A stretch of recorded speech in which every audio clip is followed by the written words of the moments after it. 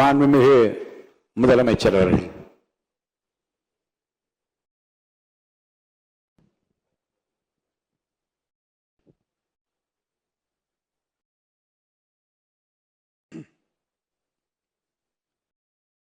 மாண்புமிகு பேரவைத் தலைவர் அவர்களே, மக்களே மக்களுக்காக மக்களால் நடத்தும் ஆட்சி மக்களாட்சி என்றார் அமெரிக்க முன்னாள் குடியரசுத் தலைவர் திரு ஆப்ரஹாம் லிங்கன். இன்றைக்கு அமைந்துள்ள மக்களாட்சி மலர்வதற்கு மக்களிடம் உள்ள பெரும் எதிர்பார்ப்பு, அவர்களுடைய எதிர்பார்ப்புகளை இப்பேரவையின் கவனத்திற்கு கொண்டு வந்து அதனை செயல்படுத்துவதற்கான திட்டங்களை, சட்டங்களை அமல்படுத்த வேண்டிய பொறுப்பு இப்பேரவைக்கு உள்ளது. அதிகமான மக்கள் அதிக நன்மைகளை இந்த ஆட்சி காலத்தில் நன்மை பெற்றுள்ளார்கள் என்கிற வகையில் நம்முடைய செயல்பாடுகள் அமைய வேண்டும். இங்கே அனைவரும் சமம்.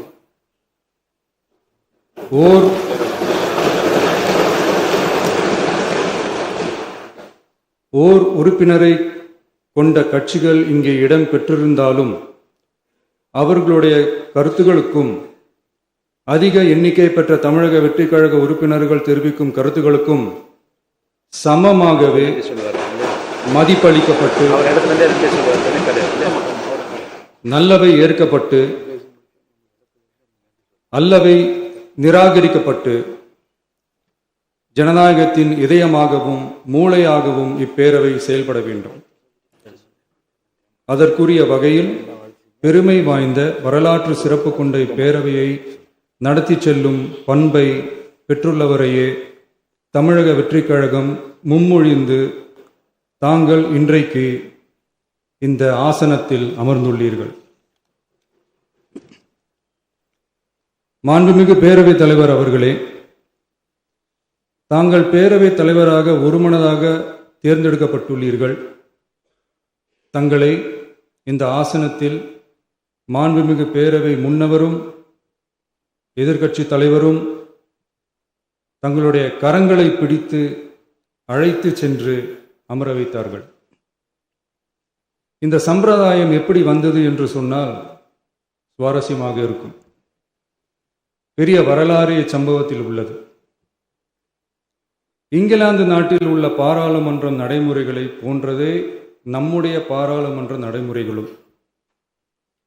மன்னராட்சி இருந்த காலத்திலேயே அங்க பாராளுமன்றம் இயங்கியுள்ளது. அக்காலத்தில் அனைத்து அதிகாரங்களையும் பெற்ற மன்னரும் இருந்தார், பாராளுமன்றமும் இயங்கியது. அங்கே மன்னர் ஒரு பணியை செய்ய வேண்டும் என்று விரும்புவார், பாராளுமன்றம் அவருடைய விருப்பத்தை பெரும்பாலும் நிராகரிக்கும். மன்னர் விரும்பிய காரியத்தை பாராளுமன்றம் நிராகரித்து விட்டது என்கிற செய்தியை மன்னருக்கு சொல்ல வேண்டியவர் பாராளுமன்ற தலைவர், ஸ்பீக்கர் என்பார்கள். பாராளுமன்றத்தின் கருத்தை மன்னரிடம் சொல்ல வேண்டியவர் ஸ்பீக்கர். அதற்கு துணிவு வேண்டும். சில பணிகளை செய்வதற்குத்தான் பாராளுமன்றத்தின் அனுமதி வேண்டுமே தவிர அந்த ராஜ்யத்தில் உள்ள எந்த பிரஜைக்கும் மரண தண்டனை விதிக்கும் அதிகாரம் மன்னருக்கு உண்டு.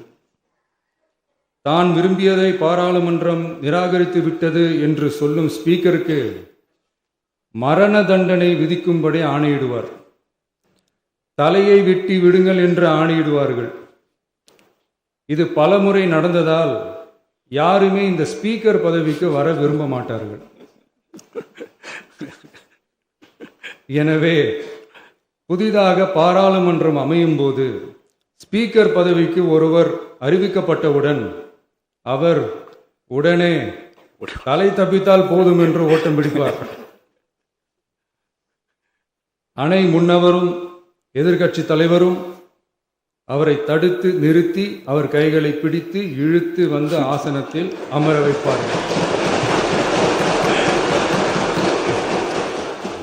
இதுதான் அந்த காலத்தில் இருந்து வந்த மரபு.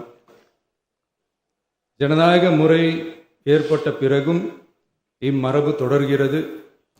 நிச்சயமாக தமிழக வெற்றிக் கழக உறுப்பினர்கள் அனைவருமே உங்களுக்கு உதவிகரமாகவே இருப்பார்கள் என்கிற வாக்குறுதியை இந்நேரத்தில் அளிக்க விரும்புகிறேன். பேரவையின் மாண்பையும் கண்ணியத்தையும் பேரவை உறுப்பினர்களின் கண்ணியத்தையும் காக்க வேண்டிய பொறுப்பை உங்களிடத்தில் ஒப்படைத்திருக்கிறார்கள்.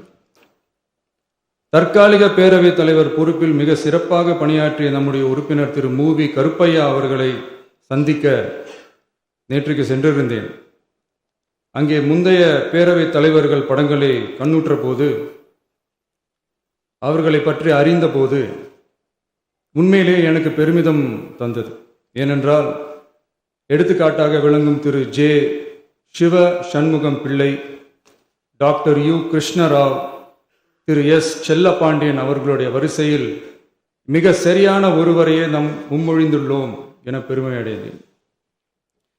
அதே போன்றுதான் நம்முடைய பேரவை துணைத் தலைவர் அவர்களும் நீங்கள் இருவருமே மிக சாதாரண குடும்பத்தில் பிறந்து மக்கள் பணியாற்ற வேண்டும் என்கிற அவாவில் செயல்பட்டு வந்தவர்கள். குணம் நாடி குற்றமும் நாடி அவற்றுள் மிகை நாடி மிக்க கொளல் எனும் வள்ளுவரின் வாய்மொழிக்கேற்ப சட்டமன்ற நடவடிக்கைகள் சீராக, செம்மையாக, அமைதியாக நடைபெறும் வகையிலும் சட்டமன்ற ஜனநாயக பண்புகள் நெறிமுறைகள் பேணி பாதுகாக்கப்படும் வகையிலும் இந்த அவைக்கு பேரவைத் தலைவரும் பேரவை துணைத் தலைவரும் பெருமை சேர்ப்பீர்கள் எனும் நம்பிக்கை எனக்கு உண்டு. அரசியலுக்கு அப்பாற்பட்டு மனிதர்களை மதிக்கும் நல்ல பண்புகள் நிலைநாட்டப்பட வேண்டும். தமிழ் பண்பாடு போற்றப்பட வேண்டும். அவையின் மரபும் மாட்சிமையும் மதிப்பும் காக்கப்பட வேண்டும் என்ற நல்லெண்ணத்தின் அடிப்படையில் அந்த பதவி ஏற்றுள்ள தங்கள் இருவராலும் காப்பாற்றப்படும் என்னும் நம்பிக்கையை மீண்டும் தெரிவித்து என் உரையை நிறைவு செய்கிறேன். நன்றி, வணக்கம்.